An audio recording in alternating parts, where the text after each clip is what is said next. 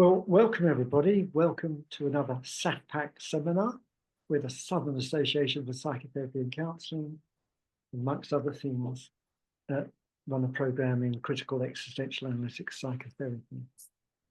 And one of the delights of COVID, one of the few delights of COVID in some ways, is that we're able to have international speakers on the times, the 3 Saturdays a year when we meet online. And I think we're very fortunate today to have Andrew Feldmár. Andrew's a Hungarian psychotherapist and psychologist based in Vancouver, Canada, which he just a moment ago described as probably the best place in the world. But Andrew spent, I think, at least a year with Laing and the Philadelphia Association, where himself, Nell, and to some extent Julian's trained with. He was with Laing for that year.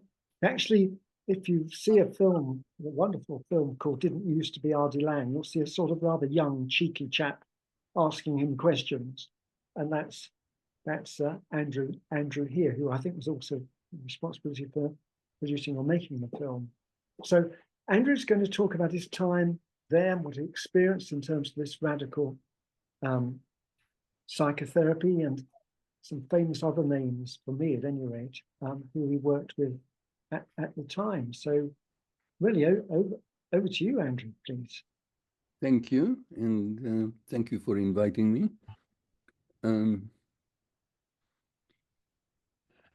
Perhaps I'll start with my fate, which was to be born in 1940 in Budapest into a Jewish family who thought they were Hungarian, but shortly after Hitler's rise and occupation of Hungary, became aware that we weren't Hungarians, we were Jews, and therefore we were to be exterminated.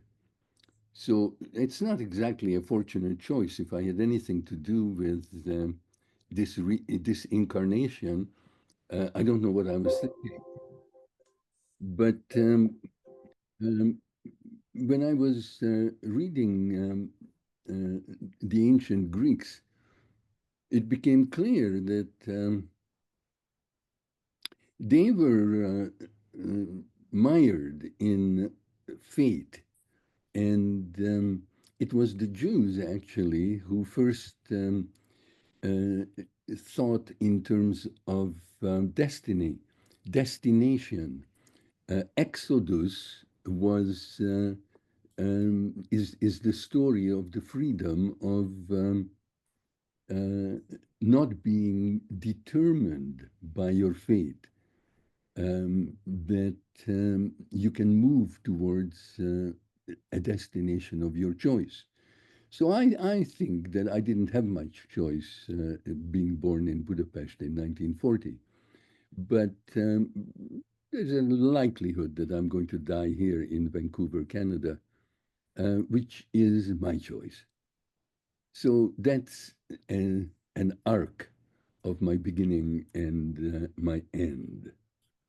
Now, what happened was that although I started out as a mathematician and physicist, because of my personal difficulties in relationships, I entered into psychoanalysis in Toronto by the head of the Canadian Psychoanalytic Institute. And I saw him for about 9 months, 5 days a week. And I had no idea what the whole enterprise was about. I was desperate. I thought maybe he's going to be of some help to me. But other than making some very strange interpretations as I was lying on his couch, which later on, when I met Ronnie Laing and talked about it, we could laugh together, Laing and I, about what on earth was this psychoanalyst thinking? I mean, there I was, probably about 30 years old or younger, a mathematician, and he tells me that he knows that I would like to have his penis up in my asshole and take it home with me at the end of the session. Like, you can imagine, I had no idea what he was talking about.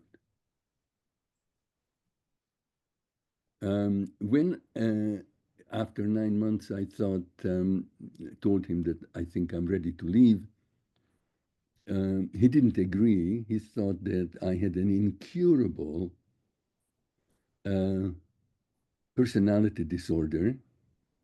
And his last words were that I should remember, he said, that in any major decision, I should make my decision and then please do the opposite. Now, imagine this was the head of the Canadian Psychoanalytic Institution. At any rate, one good thing he did, whether on purpose or not, I will never know, is that I thought he was so bad that I had a chance to become a better therapist than he was.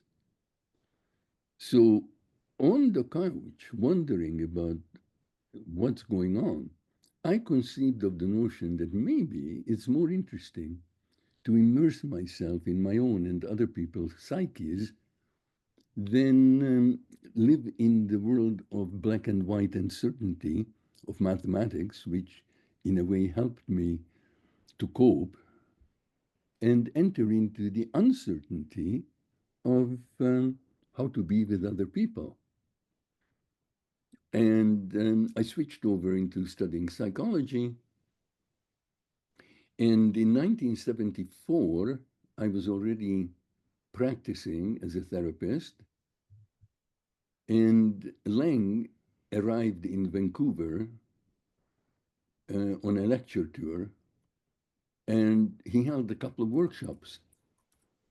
And I attended his workshop for psychotherapists, where he basically just sat and looked sad and looked around and didn't speak.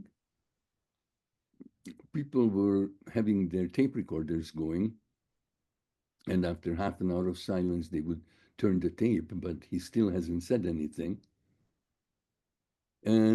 Cut long story short,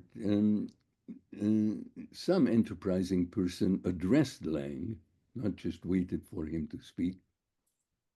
And we started to converse with each other. And I was very curious. He immediately impressed me as a man I just never met the like of. He seemed to be candid and spontaneous, and didn't seem to edit his speech to suit the occasion. And so we got to talking, and I asked, how does one become a healer? And Lang said, oh yeah, I think he posed the issue. Are you a psychotherapist because of an ego trip? Is it a power trip? Does it give you a sense of superiority? Or are you a healer? And sitting there, I wasn't sure. I couldn't answer that question with any certainty. So I asked him, how does one become a healer? And he said, either you're born one or you apprentice with someone who is. During that workshop, I asked to sit across from him on the floor, look into his eyes, and see what happens, just looking at each other. And he started making faces. He mirrored me, I mirrored him. We forgot who is mirroring whom. He started to make noises, I made noises, and suddenly he started to sing. And what he sang was, "Come to me, my melancholy baby." And I took that personally, so shortly afterwards I showed up in London asking if I could become his apprentice. As it turns out, I interpreted the song correctly because he said he recognized a melancholy temperament in me, which he thought matched his own.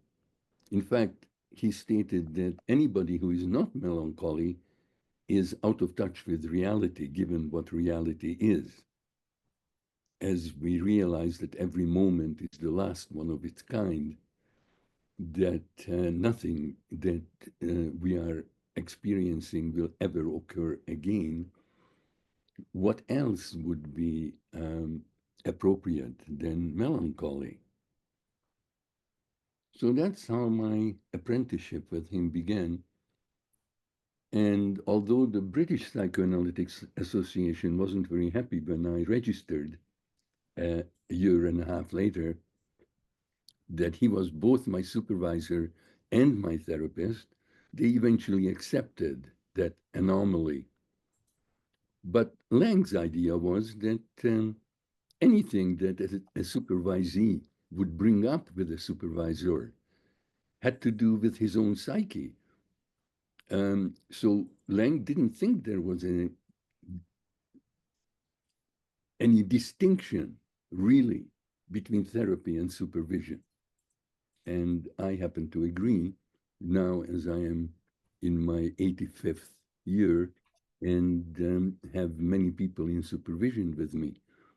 The sense, the feeling of the time I spend with them, or the sense and feeling I spend with people who come to me as psychotherapy patients, is identical. What I attend to, how we are with each other, is indistinguishable. I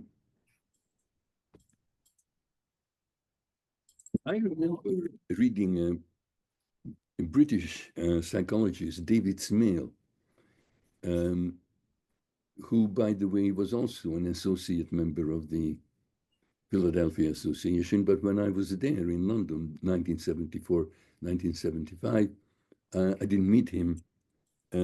I read his book called Taking Care, where he makes a very simple point. He says, agreeing with Lang, without quoting Lang, that psychotherapy really is two people's sometimes desperate, sometimes urgent, sometimes serious attempt at regaining their humanity in each other's company.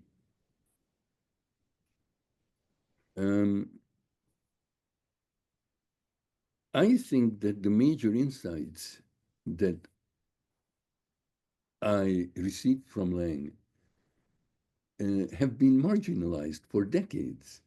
It's as if we don't want to know what he pointed out, such as there is no us and them, there is only us. We are all in the same boat.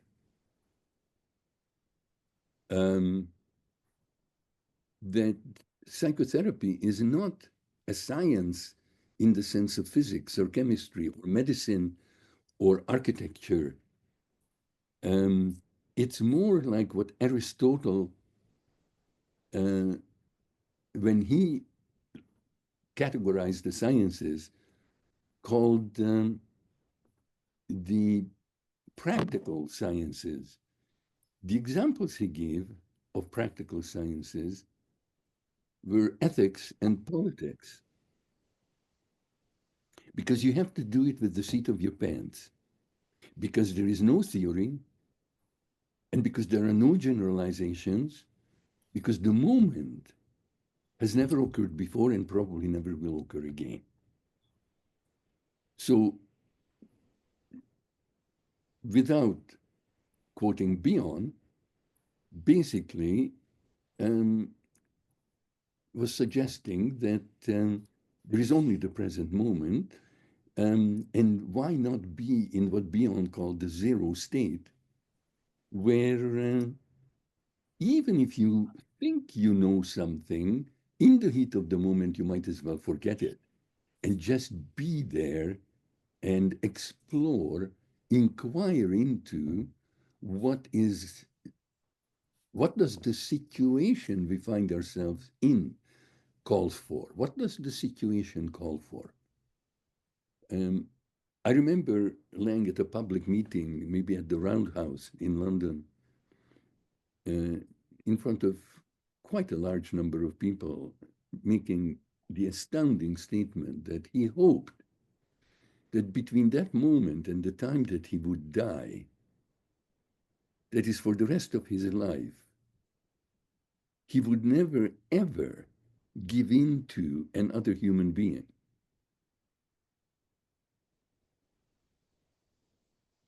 And then he added, but he also hoped that he would be able to surrender to every situation that he finds himself in. So giving into another human being is domination submission. And anybody who ever tried to dominate Laing, I think ended up being sorry. He did not tolerate one-upmanship in any way whatsoever, which didn't mean that he wanted to be on top, which, by the way, is when I eventually came to the conclusion that the major aspects of psychotherapy are ethics and politics with perhaps zero psychology. The politics that, how I use the word, would be, politics would be the art of accruing and maintaining sufficient power to do what you want and not to do what you don't want. So that's power, not power over.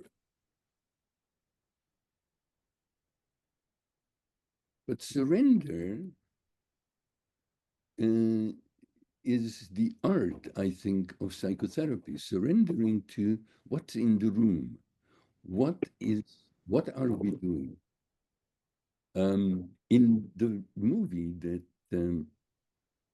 that used to be R.D. Laing that we made here in Vancouver, Laing points out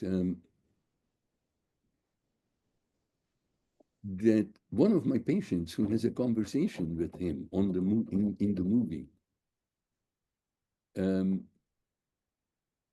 dances with him facially and in the music of their conversation. They are together. Certain facial expressions follow each other, which Laing called entrainment. That when we are together, when we are connecting, we become one. And that oneness is communion. It's not let the two of us be one and let that one be me. That's fusion.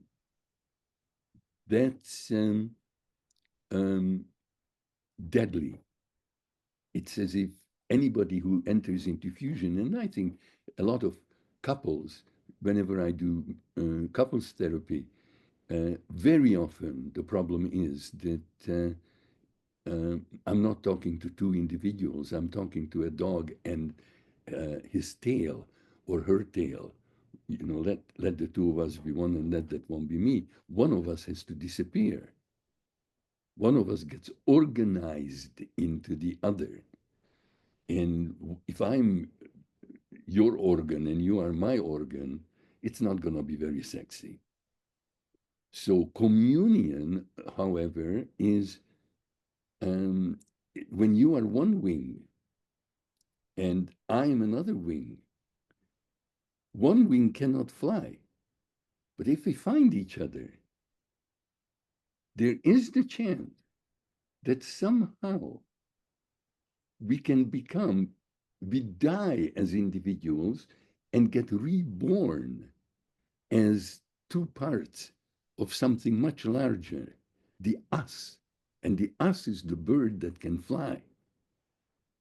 And one wing doesn't dominate the other. And one cannot do it all the time. But when it happens, it's a miracle. And it can happen, like string quartets. There are some famous string quartets that have been together for 20, 30 years.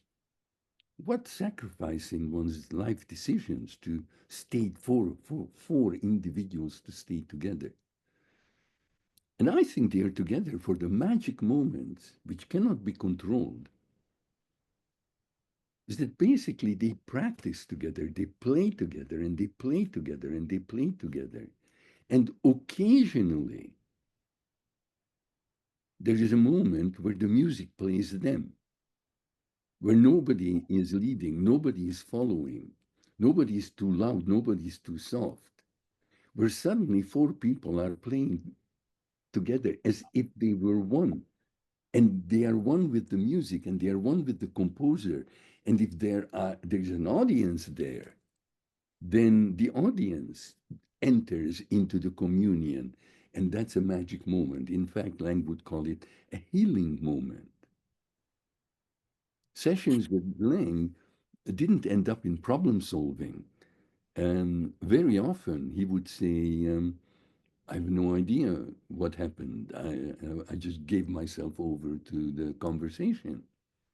Um, and he would get the report that the next day or that afternoon, some experience occurred in the life of the patient that probably wouldn't have occurred if there wouldn't have been a moment of communion with his or her therapist.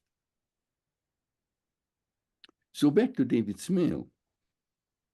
He said, he asked the question, not what's the most a therapist can do for a patient, but what can, under optimal circumstances, what can one human being do for another? What can we do for each other?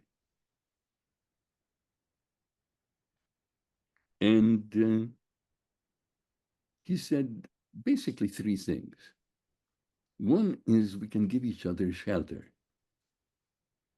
It's important. Being homeless is very stressful.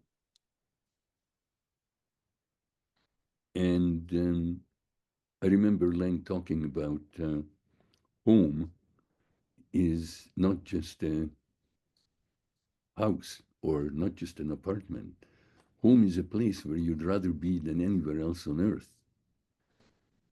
And with the people that you'd rather be with than with anyone else on earth. So if you're not with the people you'd rather be than with anyone else on earth, you're homeless. So temporarily, for 50 minutes, if that's how long a session is, I would say the job of the therapist is to provide shelter, is to provide a home that basically there is the possibility that the therapist becomes the patient's accomplice. And I use the word carefully. In Hungary, giving a public talk, I usually prefer conversations. So there was a child psychologist of some repute who was sitting with me on stage, and I never met him before. I read some of his writings and liked very much his attitude.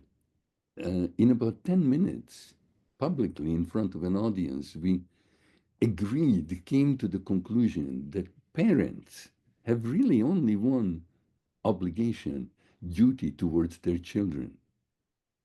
And he came up with the word, the job of the parent is to be the child's accomplice,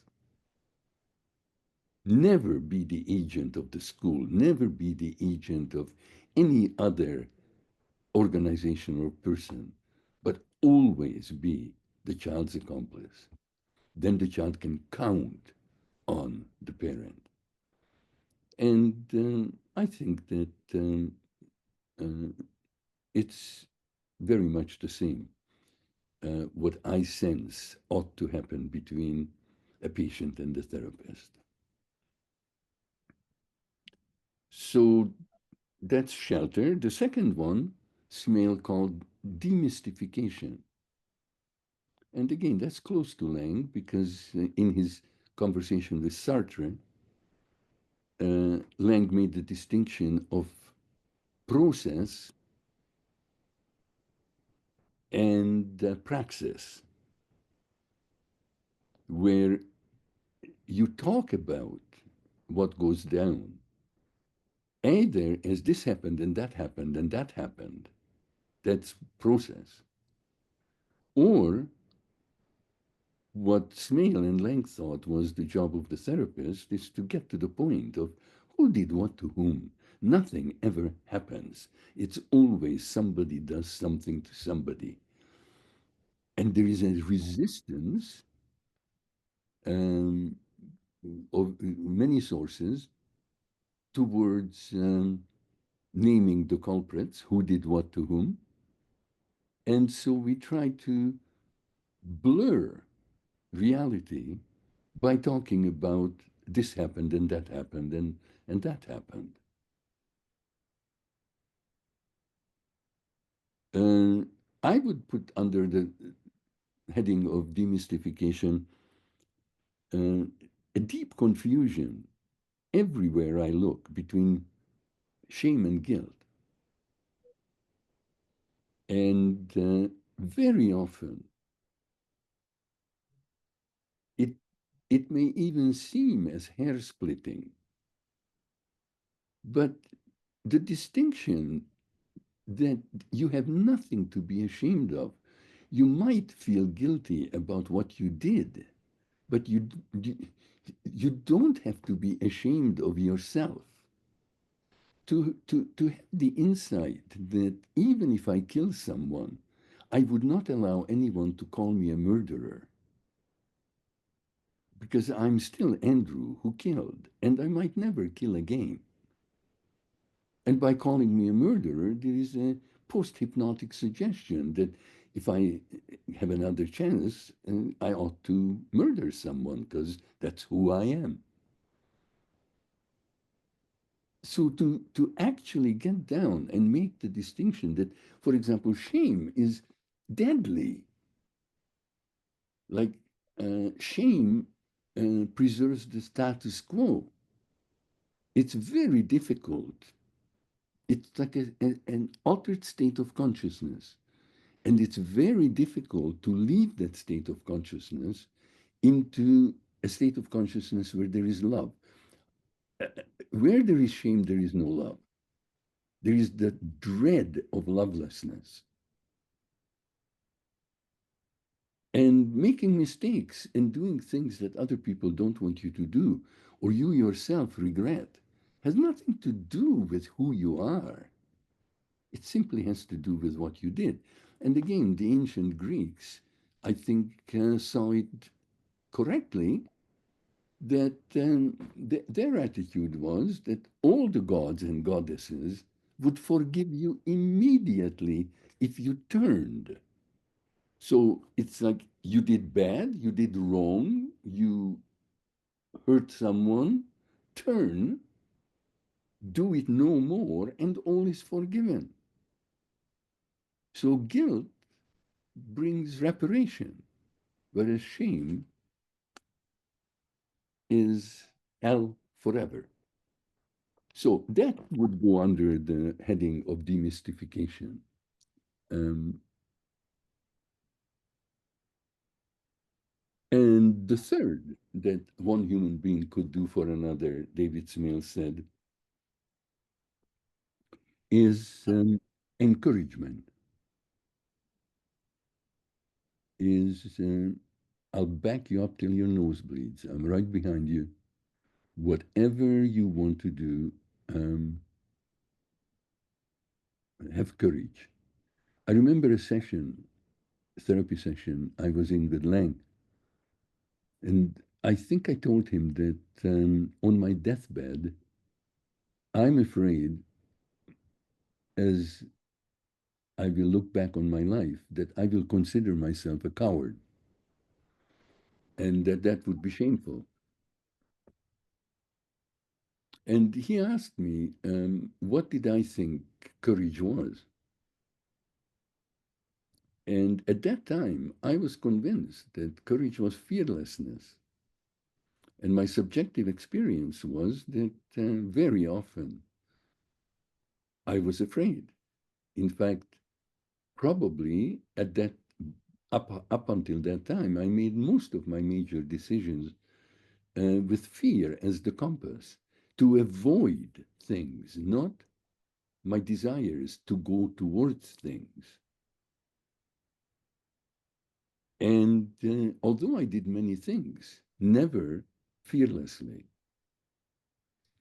And fortunately, Lang burst out laughing that how silly that was, because he said he never met a human being in all his experience who was fearless. And he claimed not to be fearless himself. And that was the first time that I actually could conceive of courage being not allowing fear to enter into decision making. That fear is like the weather. You dress for it, but you do what you want and you go where you want anyways. So that was a significant realization for me. Later, what helped was my own children who, as they were growing up, I have a son and a daughter who are now in their 50s, but already in their teens, I noticed that they were making all their decisions out of desire. It's not that they had no fears, but the major compass according to which they moved was desire. And so they inspired me that maybe I could switch from organizing my life through avoidance and attempt to make changes in the direction of my desires.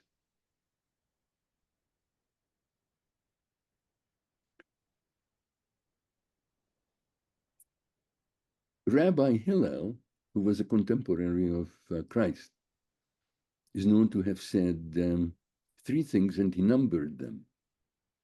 Number one, he said, if I'm not for myself, who will be for me? Number two, if I'm for myself alone, what am I? And three, if not now, when?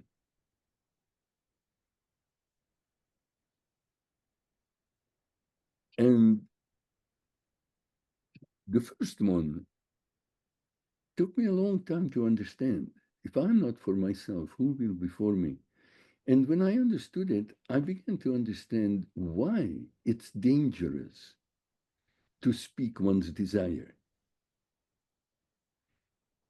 Because if I don't speak my desire, of course, who could be for me?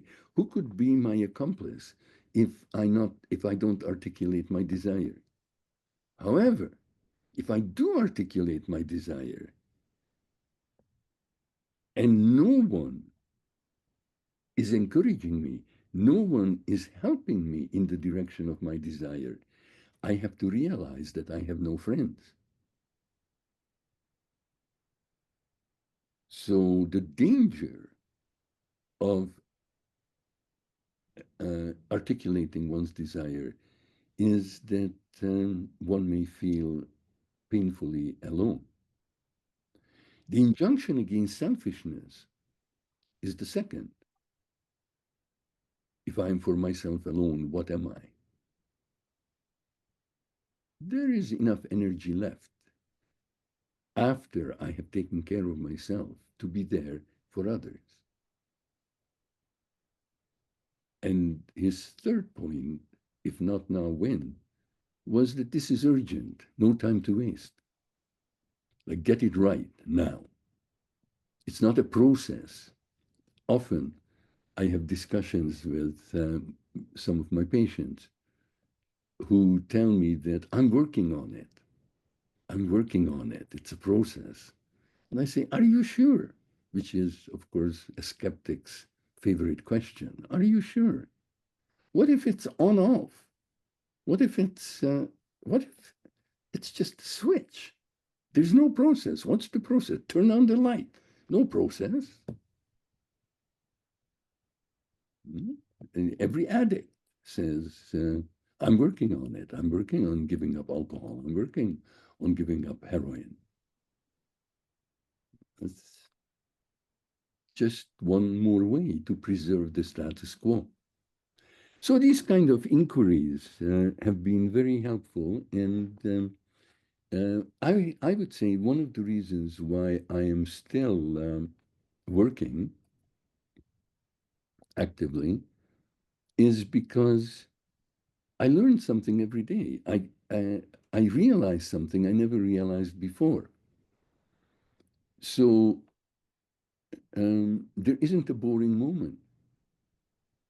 If I followed any kind of theory, if I followed any kind of um, technique, I think I would be bored. I think I would have retired long ago. This way, my feeling is, and this comes from the possible communion that occurs in sessions, that either both of us get better or neither of us. So it occurred to me that perhaps I was the most disturbed individual of all my clientele, because in some sense, they only had an hour or two a week of therapy, but I had 40 hours of therapy. It's like I realized my wife often said she could never do, she would never think of doing what I'm doing. She's an artist and she likes to be alone in her studio painting. And what am I doing wasting my time with other people? Oh, I think I realized that given my childhood, I don't feel at all good being alone. So the community volunteers to babysit me. The community volunteers to spend time with me. And, I would be too much for any one person. So they come every hour and make sure that I'm all right. And I don't have any skill. I'm not a carpenter. I'm not an architect. I'm not a doctor. I don't have any skills. So they leave money so that I and my family can survive. So, um, you know, I would imagine if I ever got well, I would probably stop being a therapist. But that's not on the horizon yet. So I could talk more, but there are so many of you. I'm curious what you would be curious about. So I am happy to open our time up for question and answer, and that way I might be able to speak more to what you're interested in rather than expect you to be interested in what I'm saying. Andrew, thanks very much. Thank you. Thank you for that. Thank you for the invitation. Let's see. Hopefully people will take you up, or will take you up.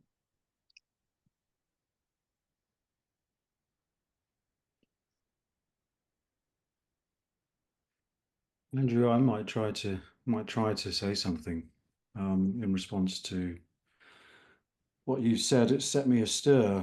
I'm someone that values very much home and shelter, but I'm also aware that I have a load of some quite strong desires that can sometimes take me away, that can appear to threaten to take me away from home if I were to follow them through. And so I'm just curious what you might think about that, what I'm saying there. You mean you're of two minds? Maybe two bodies? I don't know. Well, Or maybe more than two minds. many minds. Hmm. I remember saying to Laing once, when was it, 70s? So I was about 35. I remember saying to him that often I'm of two minds and half-hearted. And I was hoping to become single-minded and wholehearted. And again, he just laughed. He often laughed. He said, good luck. Uh, being wholehearted and single-minded is the gift of young people. I thought that as I grow older, I will be able to be more wholehearted and single-minded. And he said, the older you get, the more split your mind is going to be and your heart divided. So life is going to be more complicated, not simpler. So I don't know, without sitting down and having a detailed conversation in minute particulars. I like Blake saying, if you want to do good for another, you have to do it in minute particulars. Otherwise, you're nothing but a blackguard, a hypocrite, and a scoundrel. So I don't want to be a blackguard, a hypocrite, and a scoundrel. So I can't answer you in generalities. I think what you say as this, yes, you would like to be rooted. Yes, you would like to have a home. You find yourself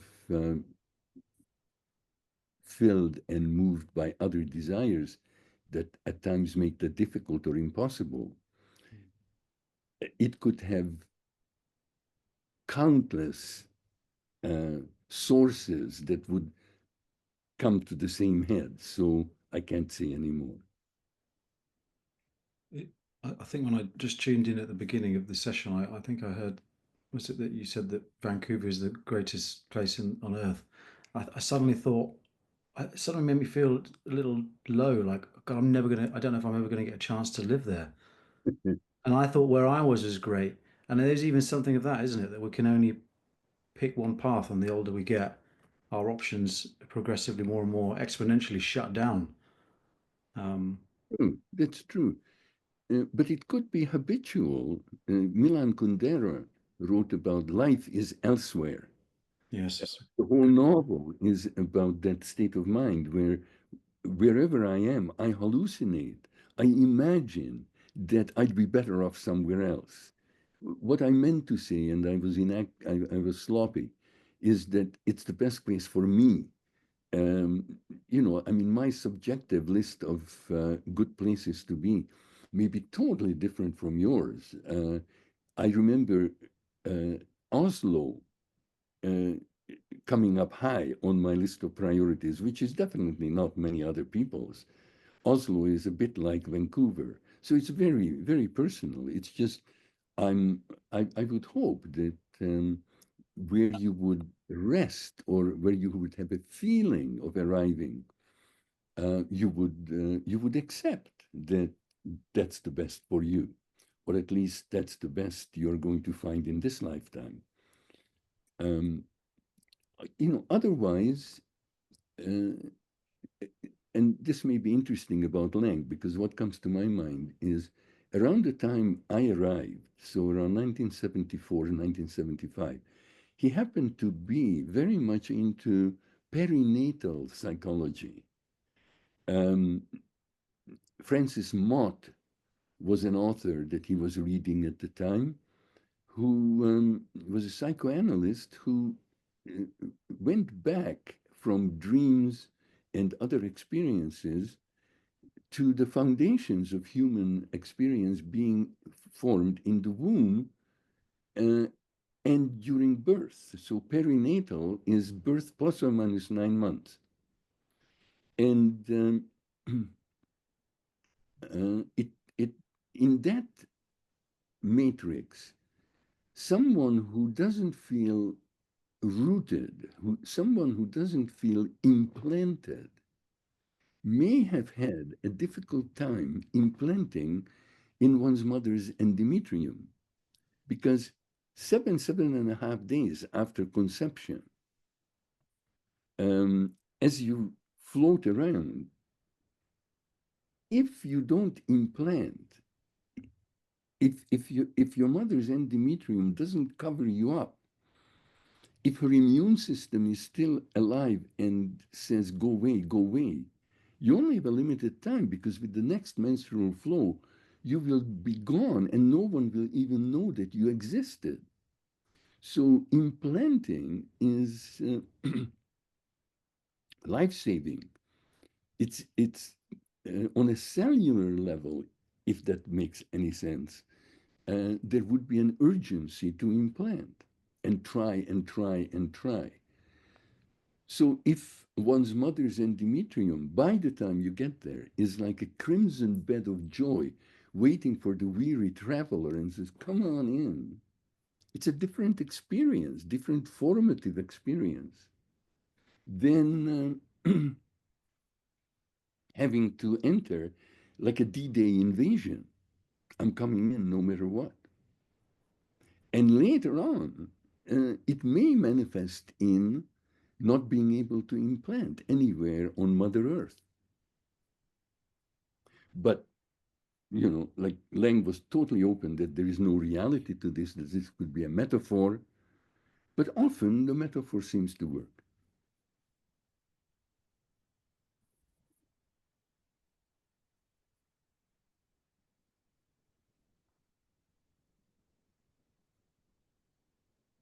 Other questions, thoughts? Can I just say something? First of all, thank you very much, Andrew, for your talk. Lots of very interesting things. And I realize, Jeremy, I just saw you as well. Just about, I think you mentioned that, Del, you mentioned that you and I trained at the PA, Jeremy too, and I think Emma, who was briefly here. I don't know what happened to her, but so I'm very interested in the book, in not only your talk, but the book Credo that you wrote, and your account, as you're talking now, of your time here in London. And one of the things that struck me about it is there's something about how, let's say, how male that early PA seemed to be. That's really quite striking, and which probably is the right word, given that they were into fights and things as well. And also there was something, isn't there, about the importance of skepticism, which you touched on in your talk. And I wonder if it's possible to say just a bit about that, or does that feel that that's taking you a bit too far from where you expected to be? No, for me, it was a godsend. For others, it was difficult. Certainly for women, it was more difficult to get on in the PA than for men, was my impression.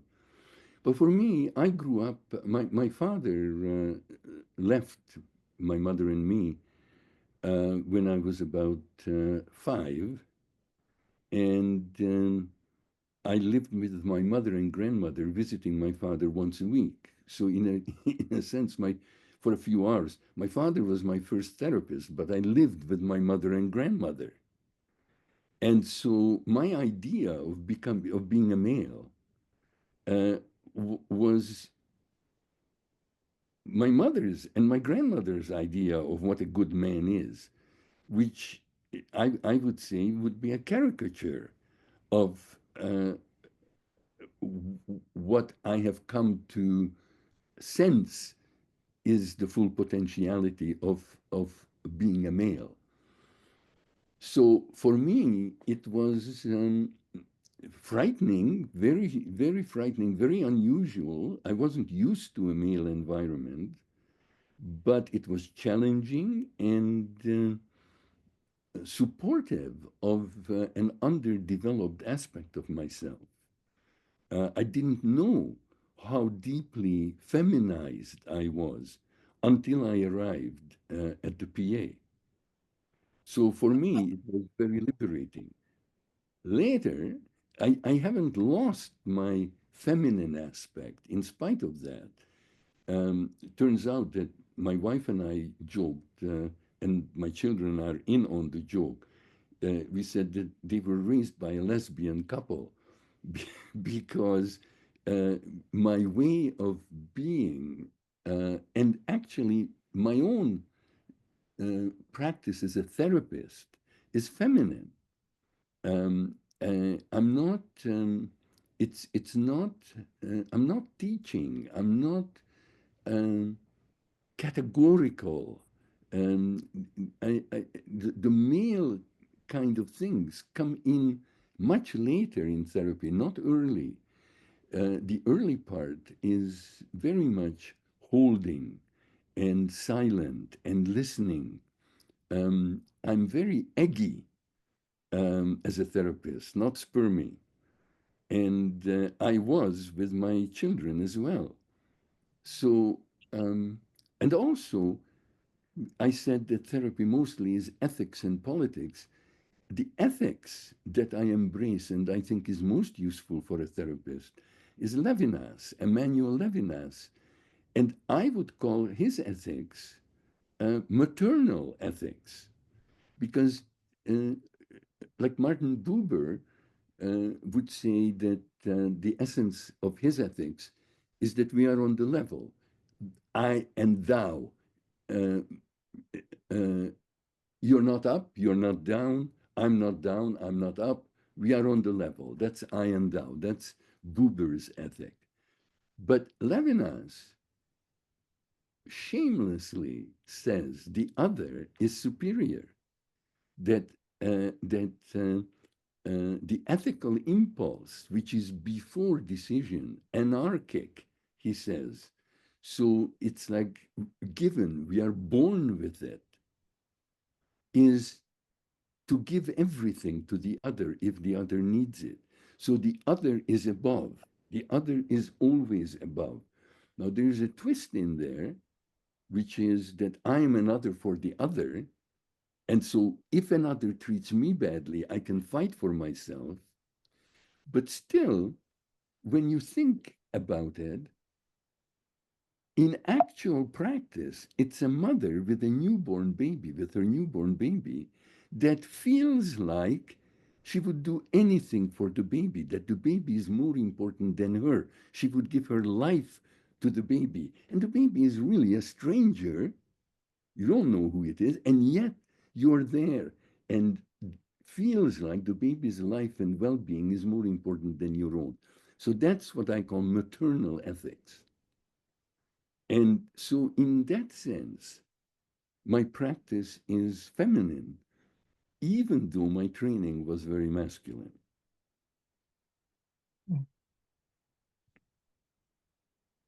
And do you think that I mean, there's could be many sort of arguments about masculine and feminine, but do you think that that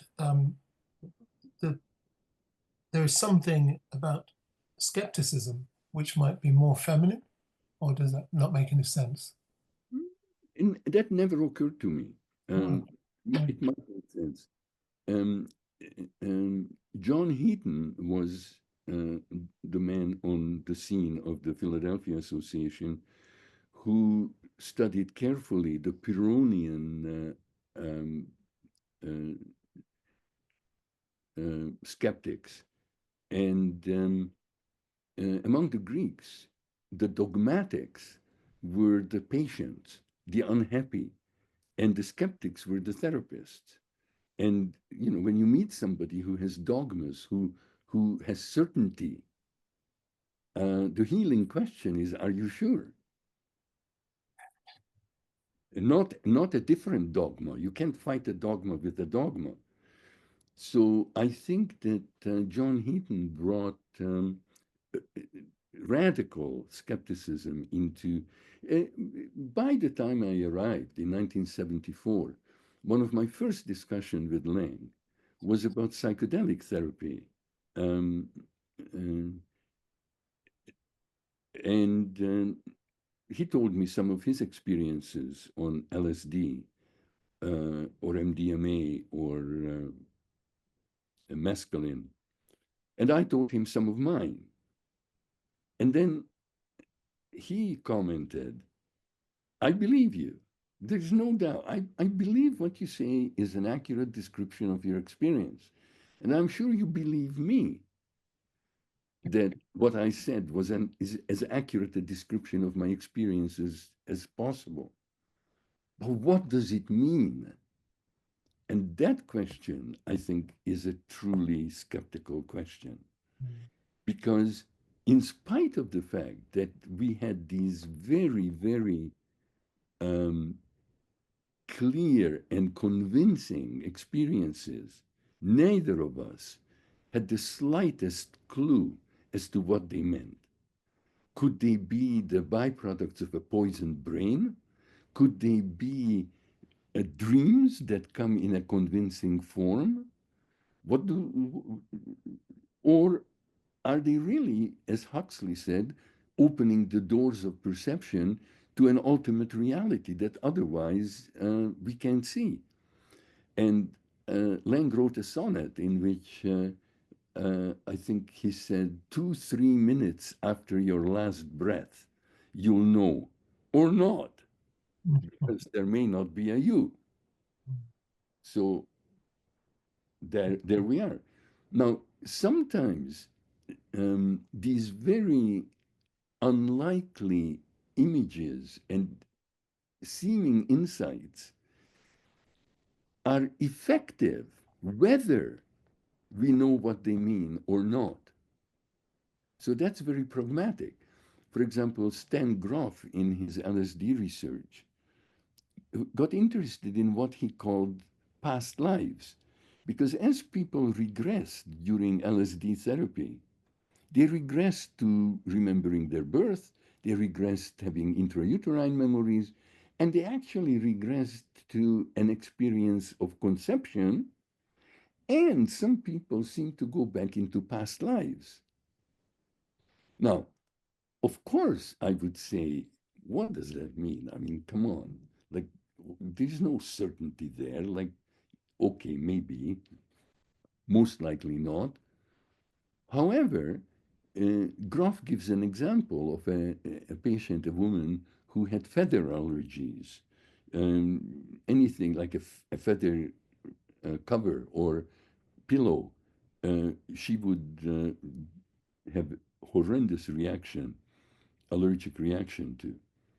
And in an LSD session with Grof, she went and had an experience of being a bird, white bird, small, flying happily around in sunshine, and then a shadow comes, and she's aware of a big dark bird that grabs her and tears her apart and dies up there in the air, feathers flying and expiring. And she comes out of the experience with this memory. Whether this was a dream, whether this was a fantasy, whatever it was, from that moment on, she had no feather allergies.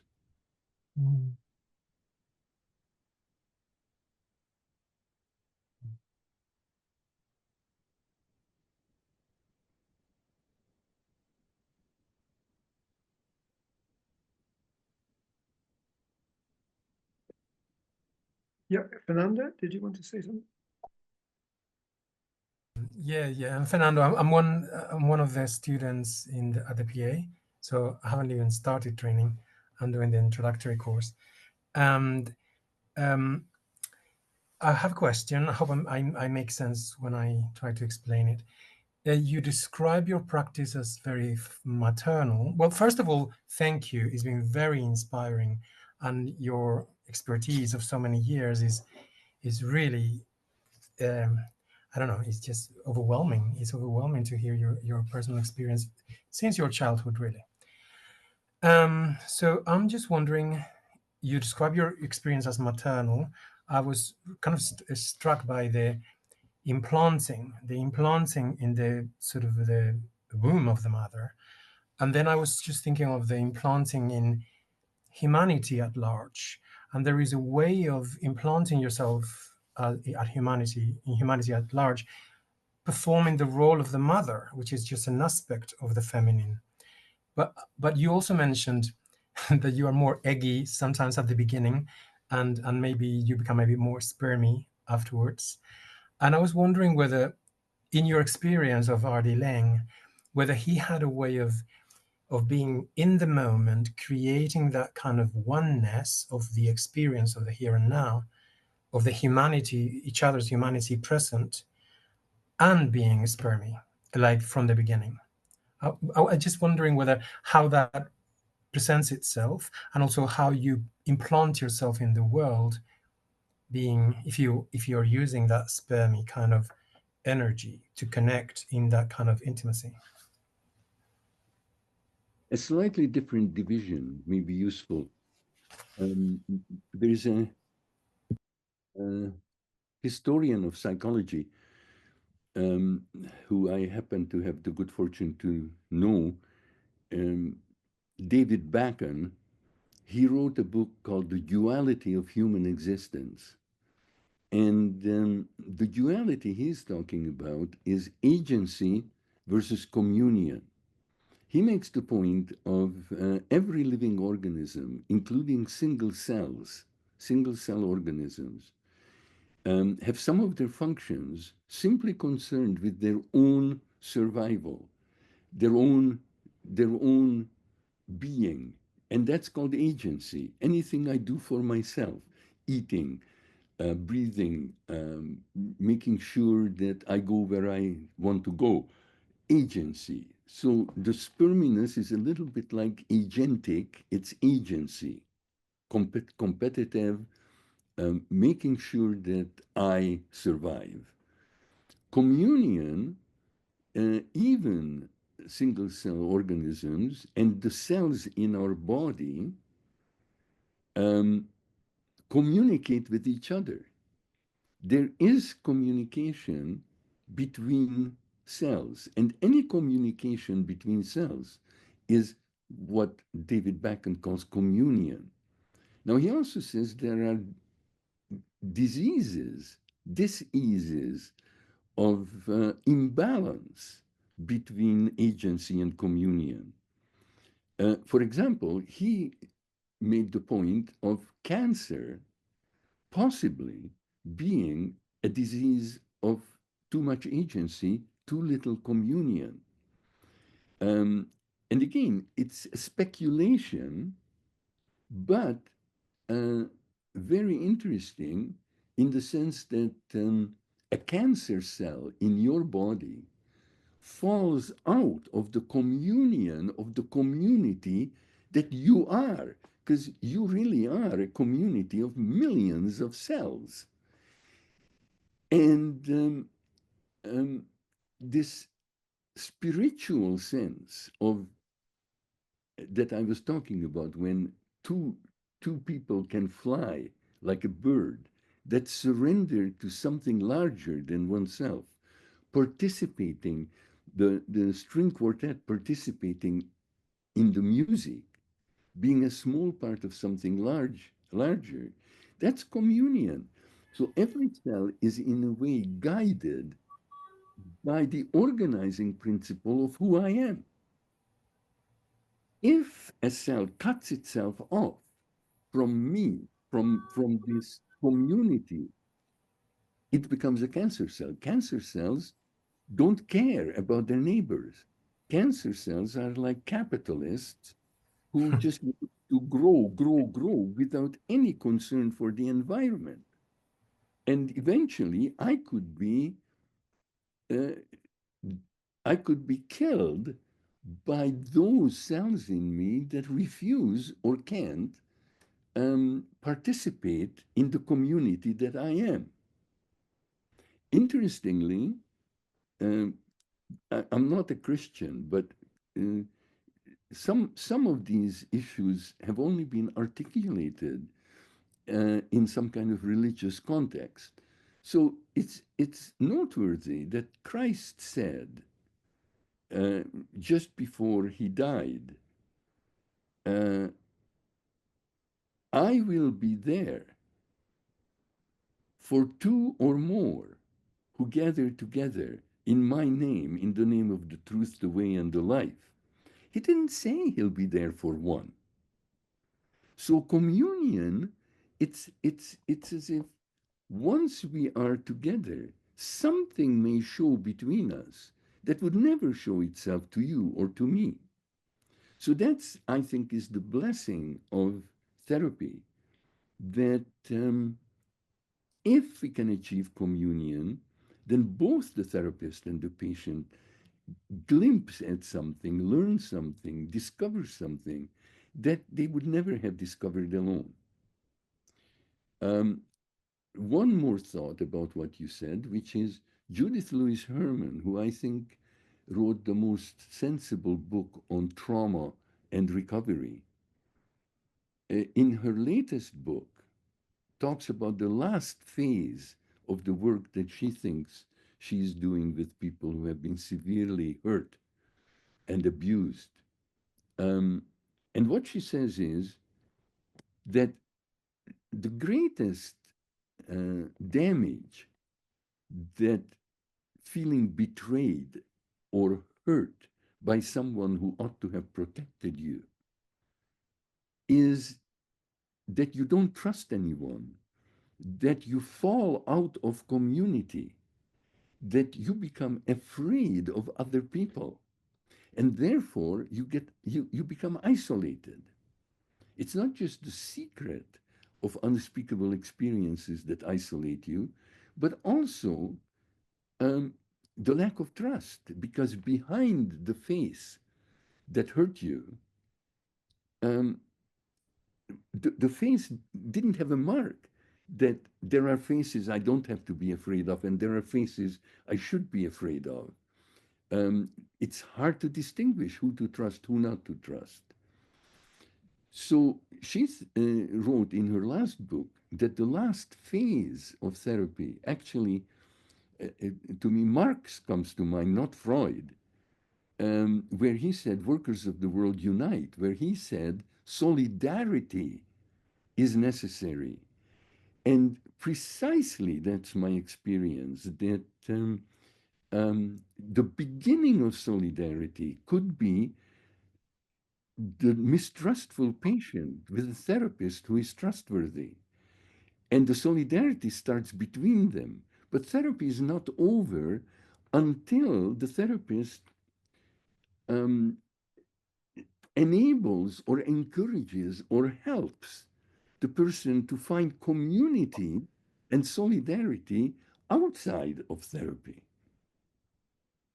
So I think solidarity and community is the ultimate healing. Yes, I was going to say I just was going to say that once you build community with other human beings and you establish that on solidarity, then the agency is to take care of the welfare of the community. Yes. And it's a different type of agency. It's a kind of more evolved or more, I don't know how to kind of, yeah, but it's a crucial part of motivation. Yeah.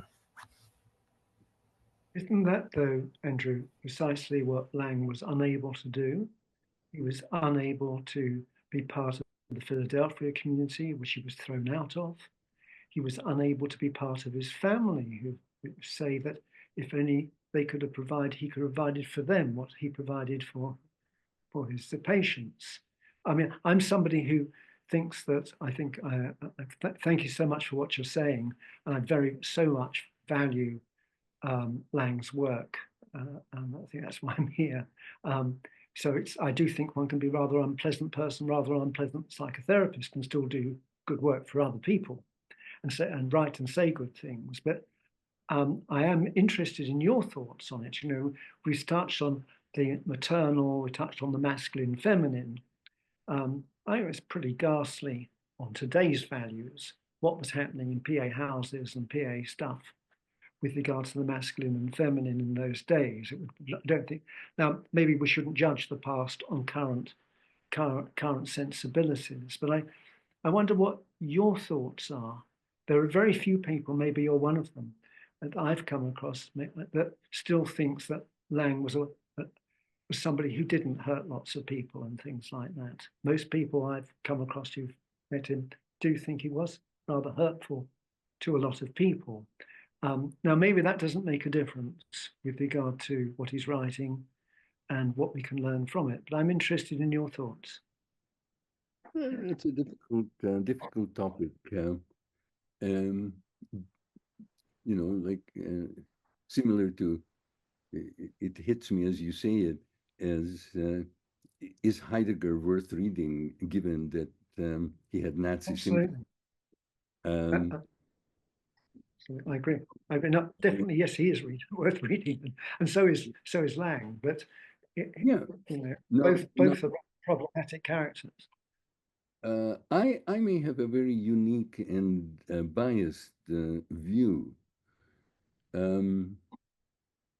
I think Laing was.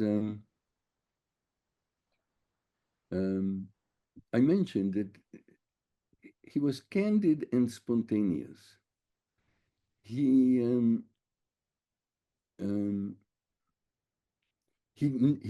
didn't want to pay for connection with loss of freedom. And in fact, it was Sartre who said at the end of his life that you know that you're loved if you feel you're freer in the company of the other than when you are alone. So I think there is a connection there about the dialectic between love and freedom. Now, one of the reasons that I think his books on knots and that kind of bare bones sketches of games people play, it points to his absolute intolerance of lies and deceptions and falseness of any sort. And so I think that people perceived him as cruel, as heartless. I mean, you know, Rollo May wrote a book on love and will, where he basically said, love without will is sheer sentimentality. Will without love is sheer cruelty. So the worst that I think you can say about Laing is at times he was cruel. That, but my experience of him was that people shied away from him or people avoided him because of his uncompromising truthing. There is this principle of keeping secrets for our patients. Well, often, I mean, if you got to know him, you knew that if you told him something in confidence, next day he would tell it to the person you wanted to keep it confident from. I mean, David Goldblatt, who was a student around the same time I was there and went back to New Hampshire to start an asylum in Littleton, New Hampshire. I remember David saying that on the way from the airport, Laing visited him in New Hampshire. In the car, he was saying to Laing that the woman who funded the physical location of his asylum was a difficult woman to get along with. And when they got out of the car, the woman was there, and David introduced the woman to Laing and Laing to the woman. And the first thing Laing said, I hear you're very difficult to get along with. Laing deeply believed that any kind of secret or any kind of lie was pathogenic. And so he kept no secrets and he hated lies. So when people lied to him or when he thought people weren't genuine, he could be harsh. I have never witnessed him harsh with someone who was totally open-hearted. That's my experience. I may be wrong. You can be skeptical of what I say, but that's how I came away from there. It's someone who is likely to tell the truth as he sees it. Other people find dangerous.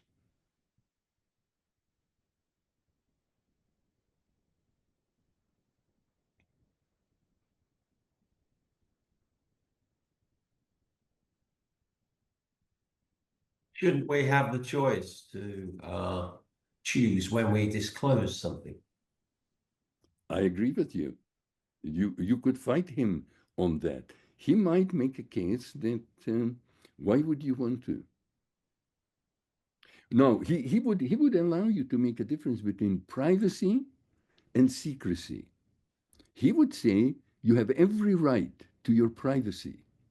The difference between privacy and secrecy.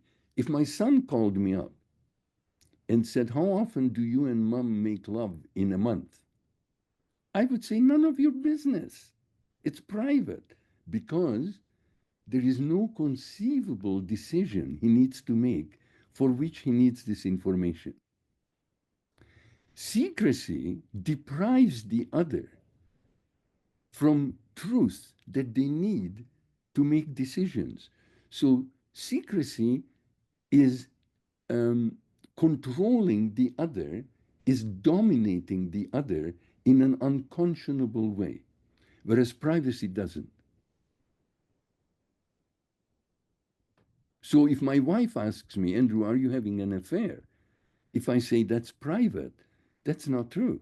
That is a secret, because she may need the truth in order to make the decision to leave me.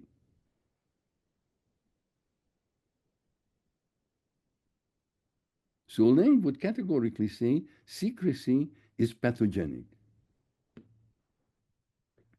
I was given an example once of a child, I think maybe 9 or 10, in a class at school. And the child's father's an alcoholic. And the teacher said to him in front of the class, I think the kid was misbehaving, your father's an alcoholic, everybody knows that. And the child said, no, he's not. And the person giving me this example suggested that the child was not lying because he was put in this impossible, humiliating position. No, I can see that example is a very painful example. I would say nobody's an alcoholic. I would say alcoholic is a label we put on someone who prefers drinking to a lot of other things. Laing wasn't an alcoholic. Laing preferred to drink and smoke to other things which didn't get, he once said to Ram Dass, Richard Alpert, Ram Dass came up to him here in Vancouver at a party and said, Ronnie, you're smoking. And Laing said, without the taste of cigarettes, without alcohol, life is not worth living. See, I think, Andrew, this is idolizing him a bit. I think the arguments are very helpful. But, I'm really talking about a couple I met who went to see Laing, and he started to make love to the partner. And they found it horrendous, right? I'm talking about situations. I saw somebody whose friend went for an interview for Laing for the training and ended up having sexual intercourse with him, which I think Laing was very regretful of afterwards. These kind of things, I don't think one can so easily today dismiss. I have never heard that. This is the first moment I even have heard that might have taken place. Mm. And of course, I would say that's outrageous. I mean, that's unsupportable. Well, I don't think he got thrown out of the Philadelphia Association just because they couldn't hear the truth. I'm sure there's some truth to that, but not all the truth. It's just I find it difficult because I think that what he's written, what we're talking about, is just so important and so helpful. But I think there is this other side as well, which maybe doesn't matter too much. But I just feel that not to, as you say, with Heidegger, I think Heidegger is a wonderful person to read and very influential. I don't like some of his fascism in all sorts of ways. And similarly with Laing, I think it's so important what's reading. The discussion here, what you brought out is great, but I find it difficult. I'm skeptical, very skeptical about him being a lovely person. Obviously. Can I just say, I just think, if we were to look at all of us, we all have sides, don't we? We all have stuff about us that, isn't very helpful. Although we're not all famous writers on, psychotherapy, but who of us does not have difficult sides, unpleasant sides, but we're still working as therapists and hopefully being a bit helpful? I don't know. I just feel, there's something difficult about all of us, whatever it is. Actually, what you say reminds me that there is data, somebody collected data on therapists with difficult sides, therapists who annoy and irritate their patients. The suicide rate among their patients is much less than perfect therapists who are ideal. I mean, one of the things that made it easy, that helped me, is precisely experiencing some of the difficult sides of Laing, and in the unwanted but almost automatic act of comparison, I didn't always come out wanting. It's depressing to be with somebody who is always perfect. It's a relief to be with someone who is somewhat unabashed about, I'm not perfect. Not to the extent of breaking all taboos, although I have heard some people claiming that you're not free until you break all taboos. I wouldn't go as far as that. But what you are saying, I 100% agree with, that we all have difficult sides. It's a bit like the sort of cast the first stone, isn't it? So, if you're without fault or without sin, you cast the first stone. I think is a and I just don't know how you understand or get close to understanding others if you don't have a strong feeling about your own difficult sides. Yeah. Now, I've heard that said, what you've said, Andrew, about Masood Khan. They say Masood Khan could be absolutely awful to his patients, clients, but apparently he never had a suicide. People were furious with him and hated him, but no one ever killed themselves.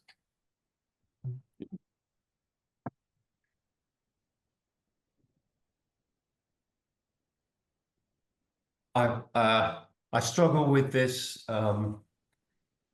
clear blue water you want to keep between guilt and shame, Andrew. I think in one of maybe a post somewhere you said you thought shame was a useless emotion.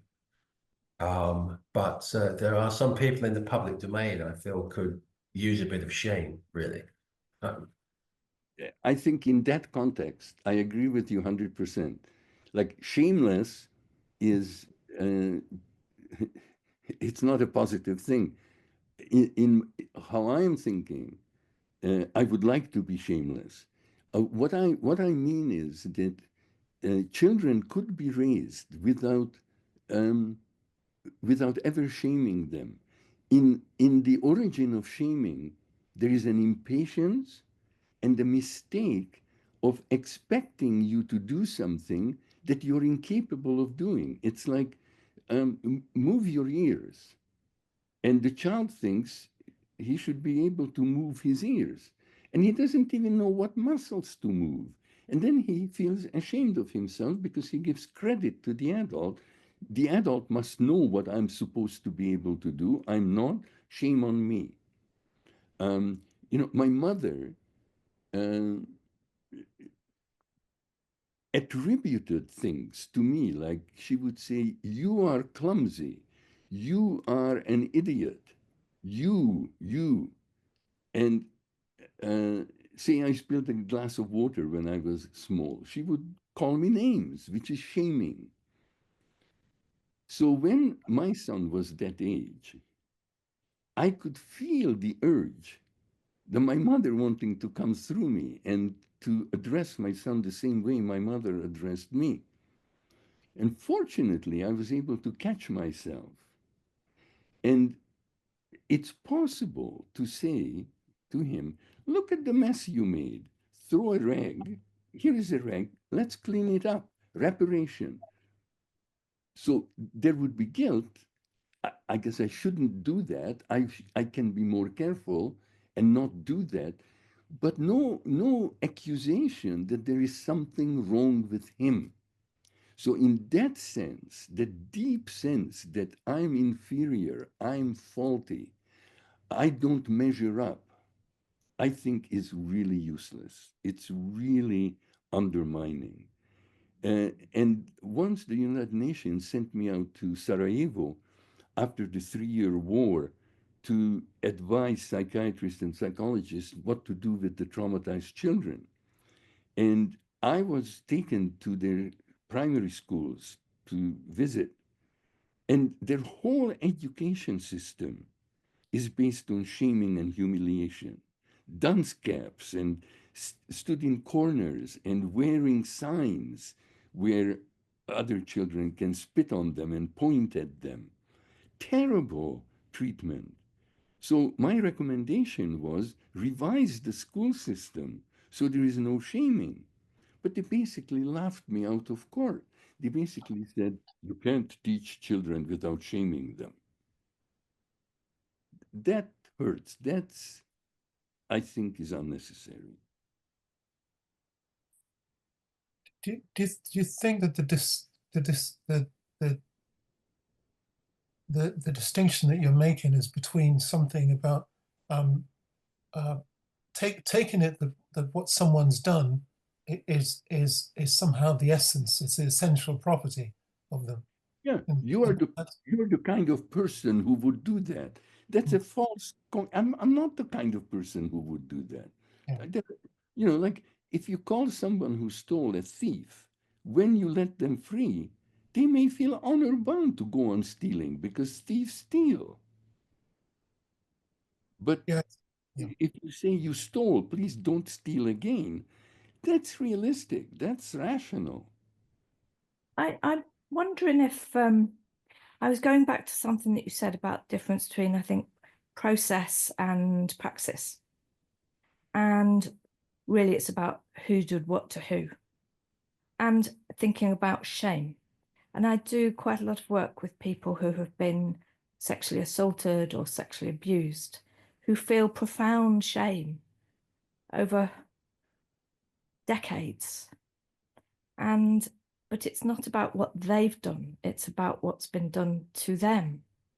And so, of course, they don't feel guilty, but they do feel this profound shame. And I just think that might be a very different, I don't know, I just think that's a very different thing altogether to the shame, feel if you've done something. I don't know. Yes. There is the myth or the story of Lucretia, who was raped by her husband's brother while her husband was away.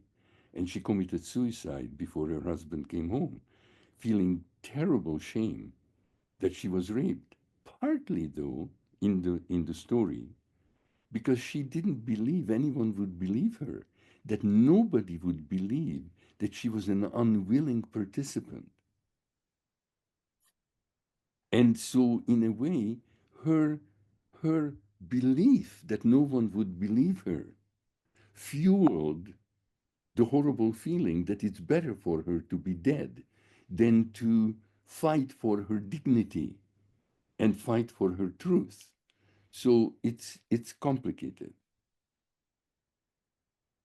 Well, Andrew, thank you. We are at time, and thank you for, we're, I think, all very willing participants. Thank you very much. So much for sharing your wisdom and your knowledge in our life with us. I appreciate the opportunity. Thank you. We all get thank you very much. Bye.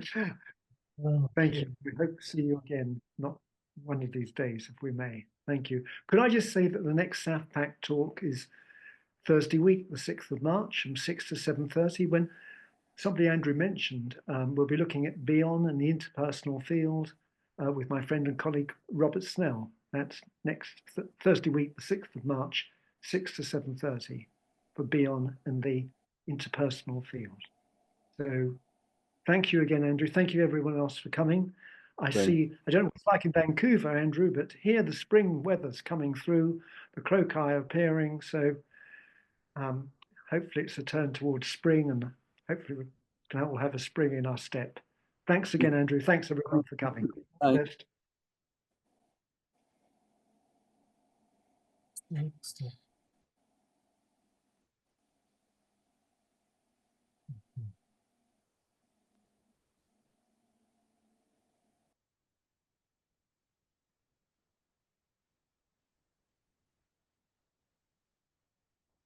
Hi.